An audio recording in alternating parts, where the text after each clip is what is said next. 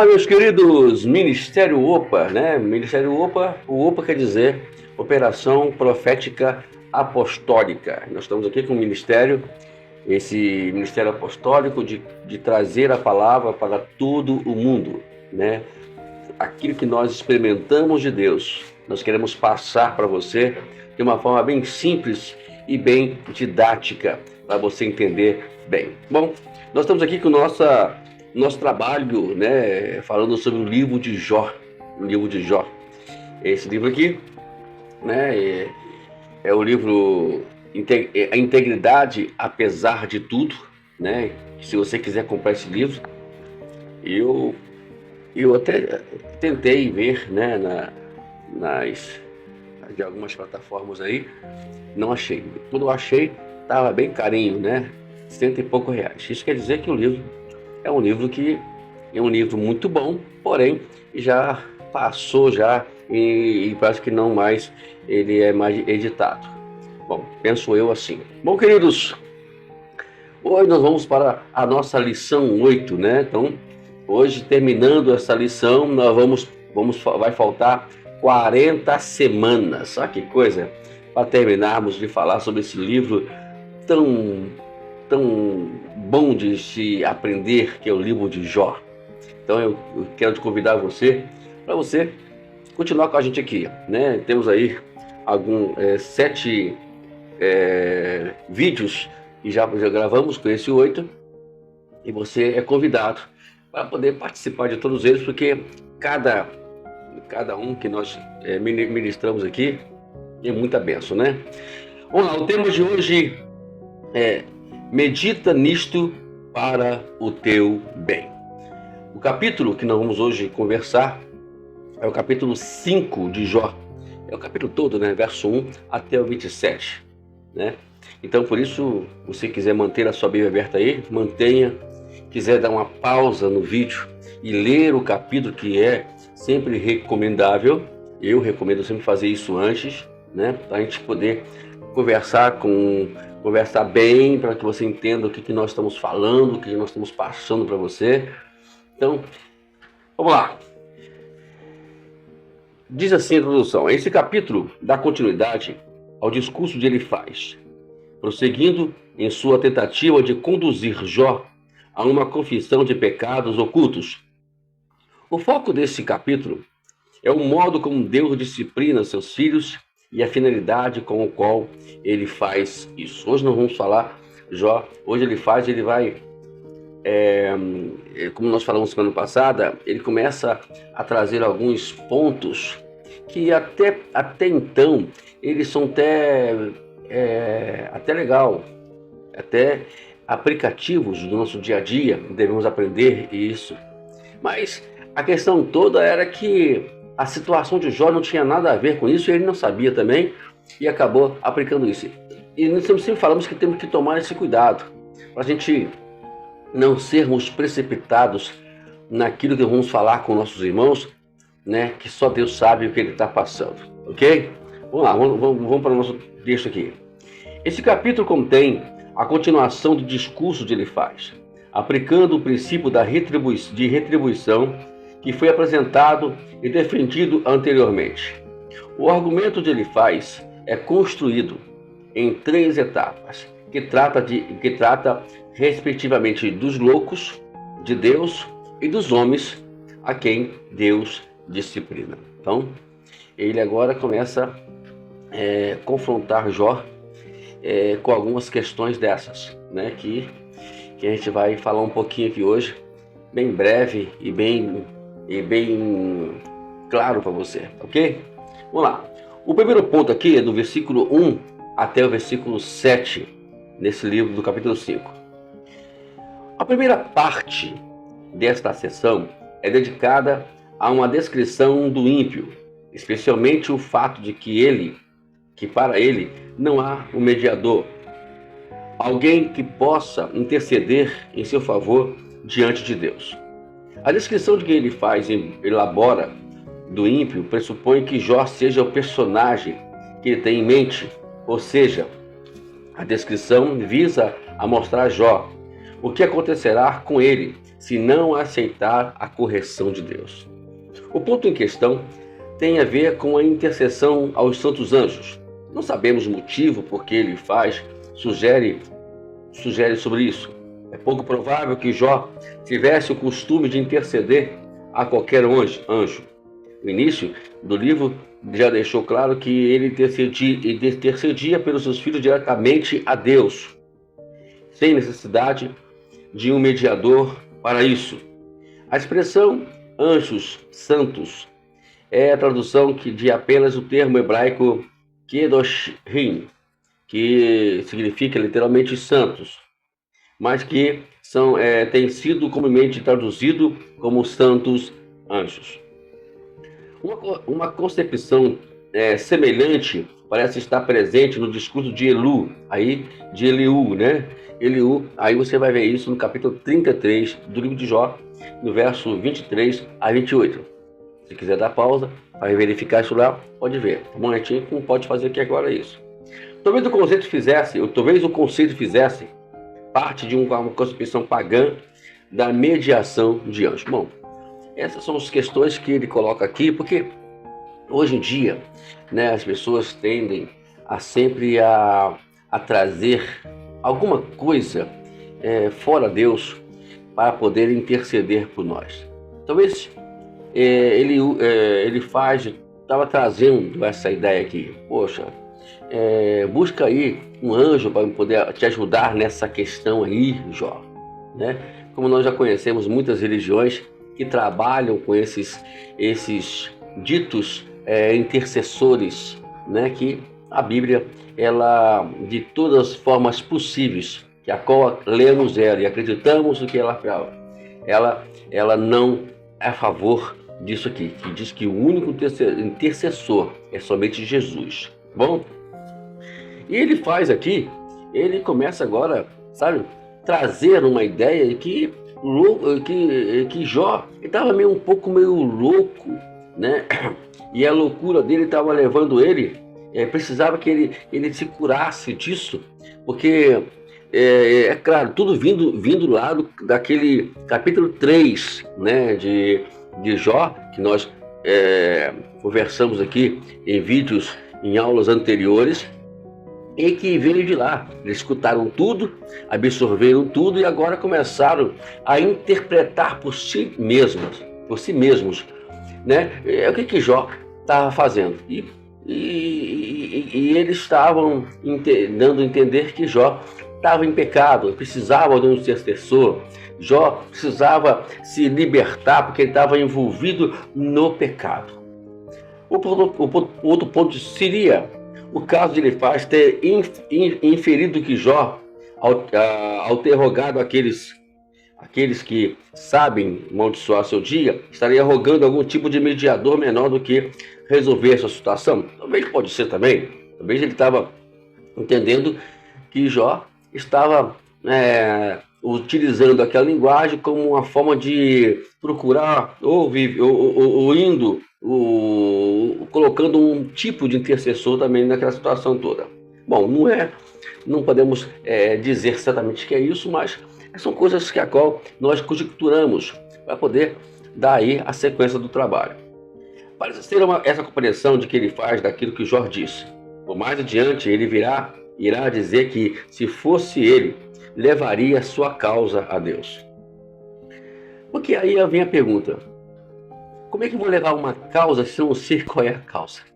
Jó estava ali, sabe, sem saber por que aquilo tudo estava acontecendo com ele, né? Então, é muito fácil a gente, como eu disse, né, repito novamente sobre isso, é muito fácil a gente olhar para alguém e dizer, só fazer isso, só fazer aquilo, né? A gente não sabe a razão, o porquê. No caso de Jó, era esse o problema. Ele não sabia a causa do seu problema, né?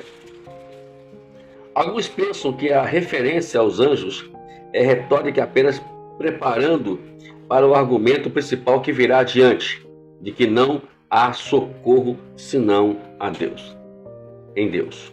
Qualquer que seja o caso, está descrevendo um cenário que interpreta a reação inicial de Jó do capítulo 3 como inapropriada, como tendo se irado prematuramente contra Deus, e que tal comportamento não serviria para nada na resolução do problema. Jó, para Elifaz, é louco, né? É louco. É isso que ele dizia. Você tá meio louco, tá blasfemando contra Deus, tá irado contra Deus. E na verdade a gente vai perceber que Jó não menciona nada que venha a dizer que ele estava irado contra Deus. Mas a interpretação de Elifaz, como alguns também interpretam, que sobre algumas questões da nossa vida, porque a gente, como eu falei, quem sabe o calor do fogo é que está próximo dele, ou que está envolvido com ele, né? Quem está de fora, vendo no vídeo, ou vendo isso, ou vendo por fora, não sabe o que está se passando naquela pessoa. Por isso que é importante a gente não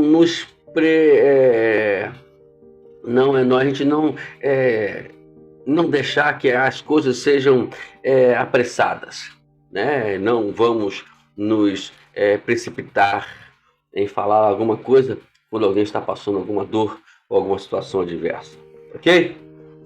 Aí nós temos aqui a segunda, né? Né? Aí o capítulo, agora vamos falar sobre a outra parte, né? Nós falamos sobre os loucos, os tolos, que a qual dizia Elifaz que estava Jó. E agora, né, ele vai vamos tratar da segunda etapa da conversa que ele faz, que está no capítulo 5 ainda, né? É onde estamos falando.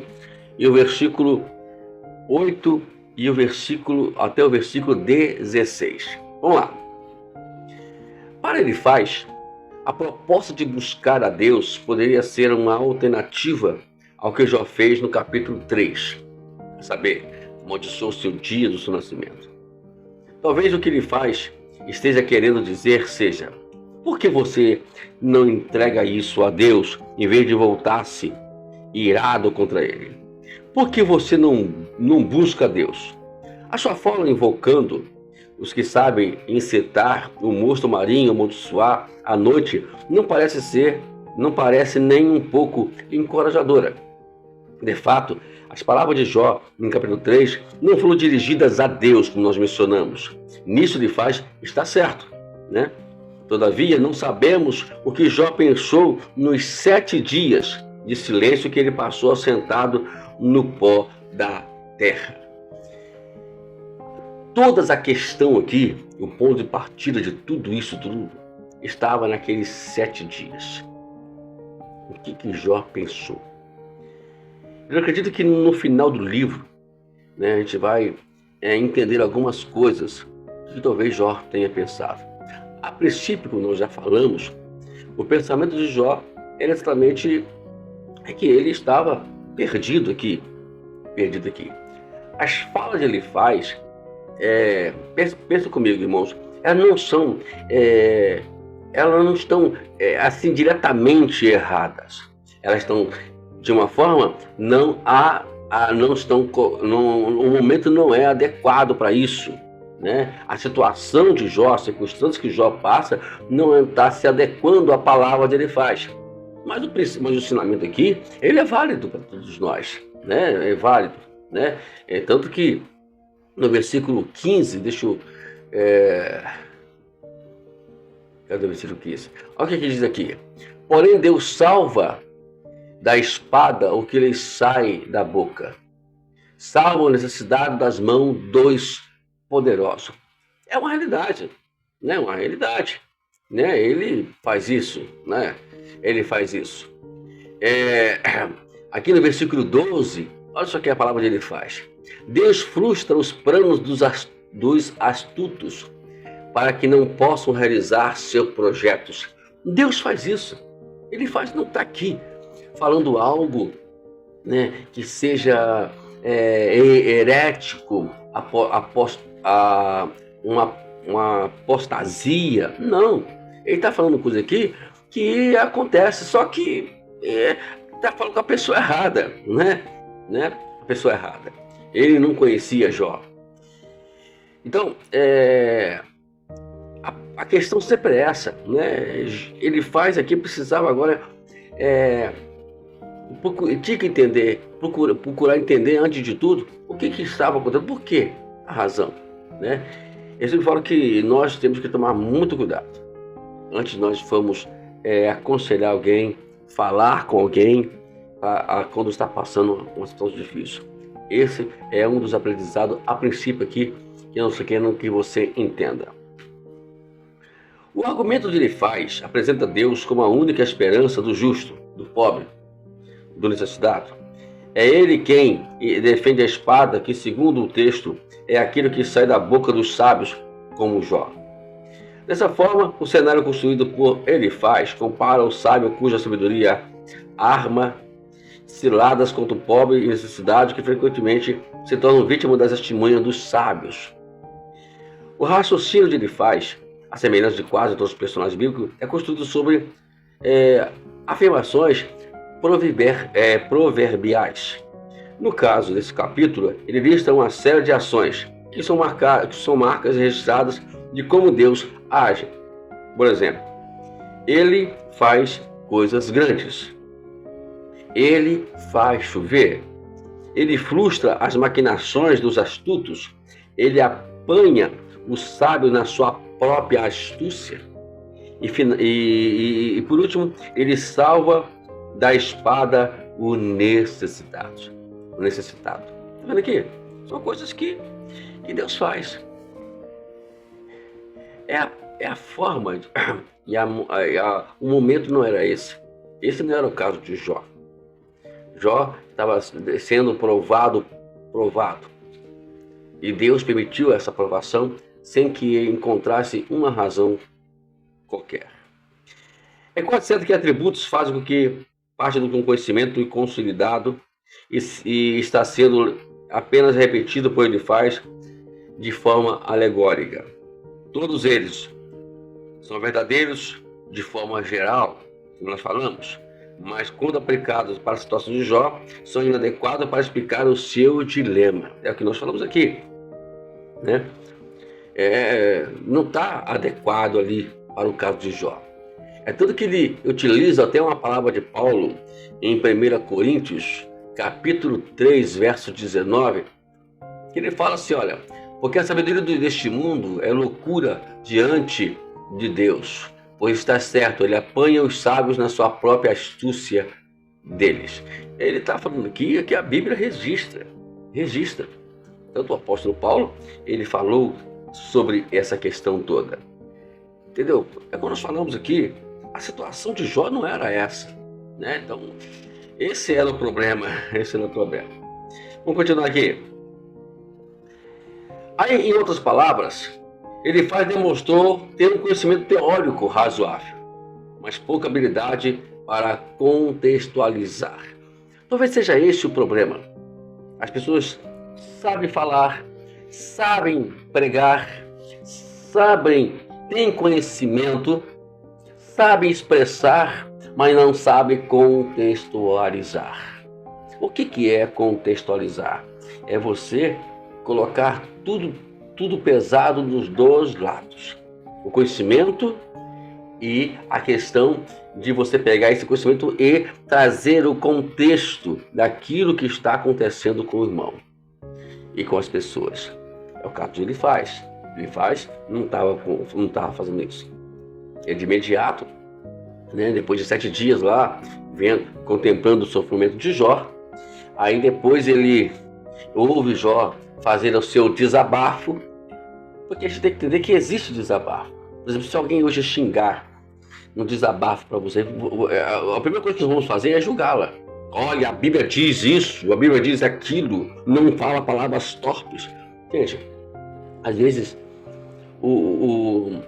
a situação é tão intensa que às vezes sem ele ver, e aquilo vira um desabafo. Não que ele seja uma pessoa que fala, né, palavras torpes, palavras de baixo calão, vamos dizer assim. Não que ele seja isso. Mas eles têm que procurar entender. Quantas vezes pessoas perto de mim, que são crentes, e bota crente nisso, né? e às vezes expressam de uma forma tão radicais e usam palavras que, né, se fosse outro, já mandaria para o inferno. A gente sabe disso, a gente entende isso, a gente tem que entender essa situação, né? Vamos tomar cuidado, é um conselho que eu dou para você, não vamos agir como ele faz, com razões, com conhecimento teórico, teórico que você aprendeu na faculdade teológica. Não, devemos aprender sim, mas todos os textos, todas as disciplinas, elas sempre devem ser contextualizadas.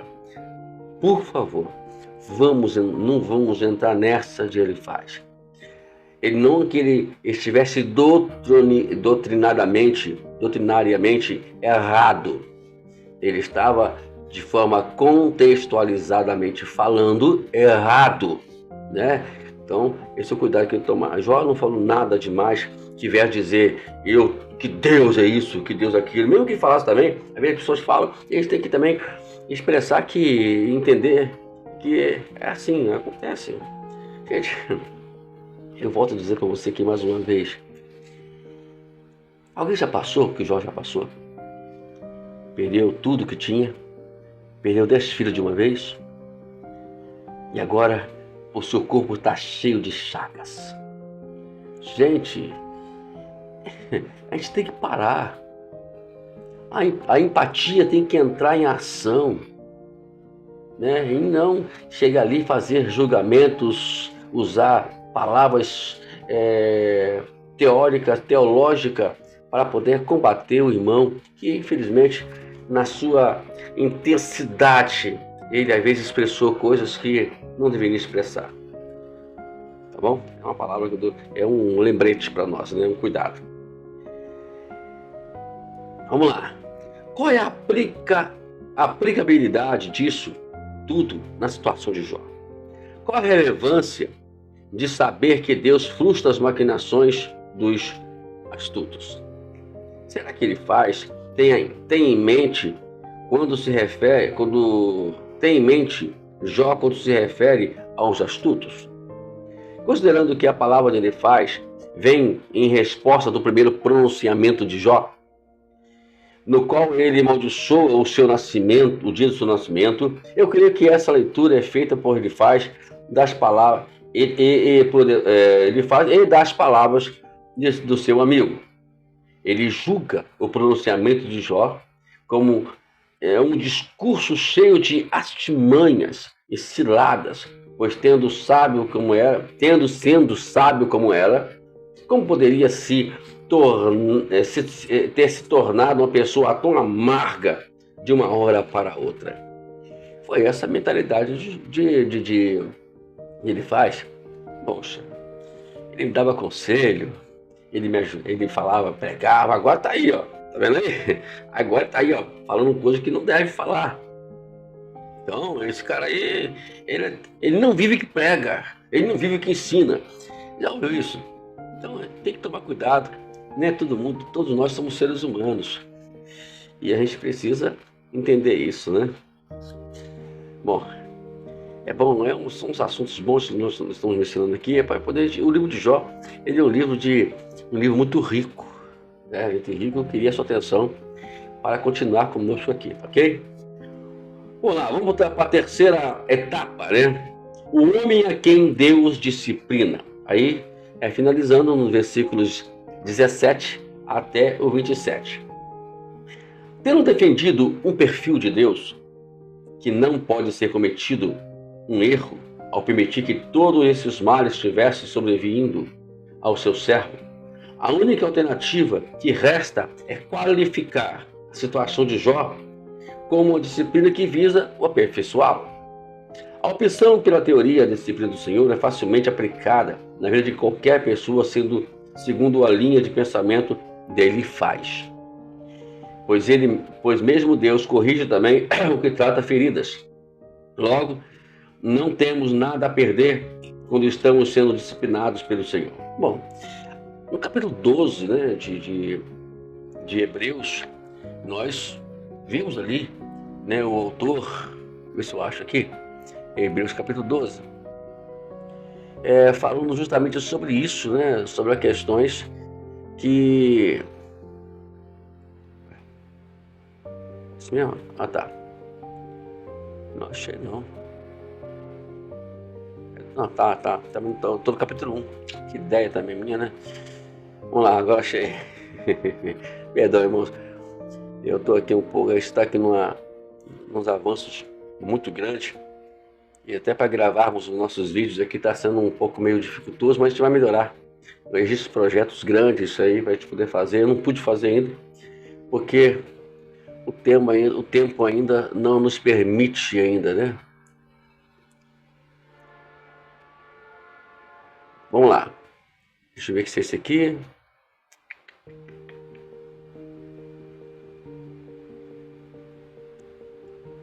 Ah, tá. Porque eu...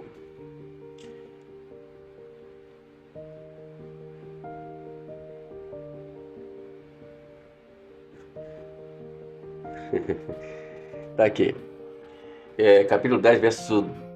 vamos ler a partir do verso 9, que diz o seguinte. Não, melhor. Verso 7, né? Talvez seja até antes, né? Não. Versículo 3. É 7 mesmo, estou aqui errado aqui. Tá bom. O versículo 5, do capítulo 12. E vocês se esqueceram da exortação que lhes é dirigida como a filhos? Filho meu, não despreze a correção que vem do Senhor, nem desanime quando você é repreendido por ele. Verso 6. Porque o Senhor corrige a quem ama e castiga todo aquele que a quem aceita. Verso 7. É para a disciplina que vocês perseveram. Deus os trata como filho. Qual filho que o pai não corrige? Verso 8. Mães, se estão sem essa correção, do qual todos se tornam participantes, vocês são abastados e não filhos. Verso 9. Além disso, tínhamos os nossos pais humanos que nos corrigem e nós os respeitávamos. Será que, então, não sujeitaremos muito mais ao Pai espiritual para vivermos?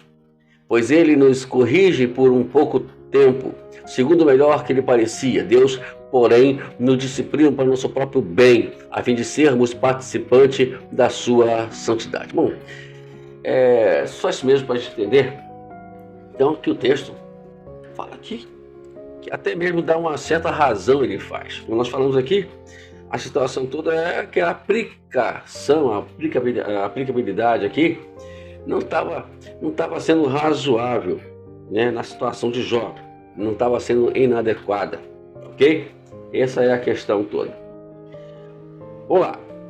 Antes que a tese apontada por essa conclusão que ele faz, Deus corrija quem ama, seja verdadeira, ele não explica o que está acontecendo na vida de Jó.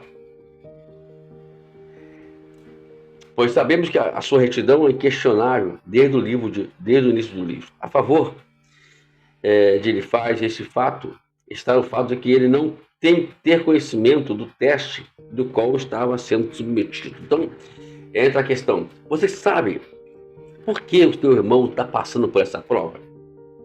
Pergunto, vou repetir de novo. Você sabe qual é a razão por que o teu irmão está passando por essa prova? Nós não sabemos, meu querido irmão, não sabemos. Não sabemos. A não ser que Deus revele para você. Não seja mentiroso. Ah, Deus me revelou. Não. Né? Algumas coisas eu até sei. Por exemplo, teve uma situação que passou um tempo atrás aí e alguém quase morreu. E eu estava ciente que a razão era porque ele tinha feito uma coisa muito horrível, e que me prejudicou muito. E eu orei por ele, intercedi por ele. Não, Senhor, não seja essa pessoa tirada dessa terra por minha causa. Por favor, preserve em vida, para que ele possa ver em mim a sua glória. Eu orei, e ele está bem. Eu soube que está meio dodói de novo aí, mas agora não sei se é essa questão não, nem quero saber. Entendeu? Mas, o geral, ninguém sabe. Vamos entender isso, pelo amor de Deus. Quando você for aconselhar alguém, ou você for ao encontro de alguém que esteja numa situação adversa, por favor, não o leve e não diz, tem alguma coisa que está acontecendo com ele. Foi esse o pensamento dos amigos de Jó. Cuidado para você não entrar nesse método, que no final você vai ver no livro de Jó o que pode acontecer com você. Né? Cuidado. A favor de Jó, está o fato de que dele saber que o que ele conhecia não tratava seus filhos dessa maneira. A favor do leitor final do livro, está o fato de podermos ver que todos esses cenários, numa visão panorâmica, não nos permite aceitar a tese da disciplina. No caso de Jó, é descartado isso completamente. A tese de ele faz aqui na disciplina de Jó, ela é descartada nesse livro, né? Ela pode ser utilizada mais tarde, como podemos ver em Hebreu aqui agora, não tem problema, né? Mas no caso de Jó, não. Mesmo assim, a postura de Elifaz em relação ao caso de Jó era definitiva. Vamos lá. Eu vou ler essa palavra aqui em outras versões. Jó, capítulo 5, verso 27. Olha, vamos lá. Esse é o último versículo, a gente vai terminar agora com esse versículo, tá bom? Veja bem, versículo 27 do capítulo 5. Isto é o que investigamos. Ele investigou Jó. Como? Ele conhece Jó por dentro. Veja bem, isto é o que investigamos. E assim é. Ouça e medite nisto para o seu bem. Vamos para a NVI? O que ela fala? O que a NVI fala? A NVI é boa aqui, dá até um negócio mais legal pra gente aqui. Verificamos isto e vimos que é verdade. Portanto, ouça e aplique isso na sua vida. Vamos lá, agora vamos ver outra versão aqui. É a versão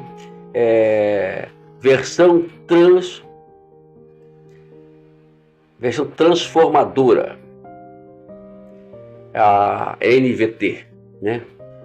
Aí ele fala assim: observamos a vida e vimos que tudo isso é verdade. Ouça o meu conselho e aplique a sua vida. Temos ainda a linguagem de hoje, né? Vamos ver a linguagem de hoje. Jó, a vida nos ensina que é assim. Esta é a verdade. Pense nisso para o seu próprio bem. Aí está, queridos, sabe? Ele parecia que estava dentro de Jó.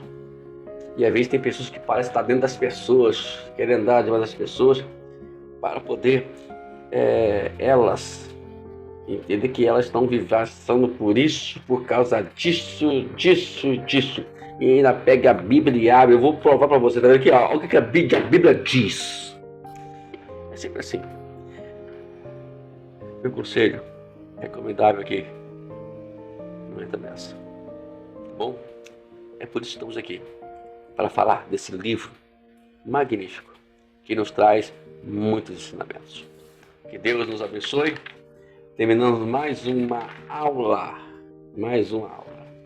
Semana que vem nós vamos para o capítulo 6. Capítulo 6, meus queridos. Né? Capítulo 6. E tenho certeza que será de grande aprendizado para nós. Deus te abençoe grandiosamente. Até semana que vem. Vai dar continuidade aqui nesse livro, nesse curso, nessa aula de integridade apesar de tudo. Amém.